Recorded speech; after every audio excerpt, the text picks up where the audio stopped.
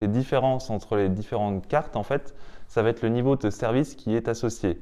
Si toutes les cartes de base vont servir pour des paiements standards et autres, en plus, donc la société qui va émettre la carte, donc par exemple Visa ou Mastercard, va apporter des garanties supplémentaires ou des services supplémentaires comme des assurances en cas d'annulation, en cas de défectuosité d'un bien ou ce genre de choses en fait. Et plus le niveau de la carte va être élevé, plus le niveau de service va être élevé, notamment pour des choses qui peuvent se passer à l'étranger. Dans la globalité, c'est à peu près la même chose entre les Visa, les Mastercard ou autres. Le niveau de garantie est à peu près la même chose, les services proposés sont assez similaires. Il y a bien sûr des petites différences entre chaque prestation, d'ailleurs qui peuvent varier aussi selon la banque après qui va faire émettre la carte.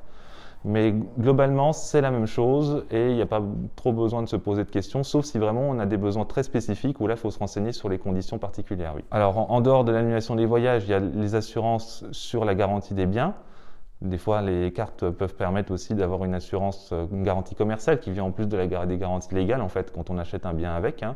Voilà, en cas de défectuosité. Si vous achetez une télé avec une certaine carte, pendant par exemple 3 ou 4 ans, la carte va assurer une garantie commerciale. Donc au-delà des 2 ans de la garantie légale, on pourra encore avoir une garantie supplémentaire. Sinon, vous avez aussi tout ce qui concerne évidemment le rapatriement à l'étranger, les services de soins à l'étranger qui peuvent être pris en charge par les assurances liées aux cartes aussi.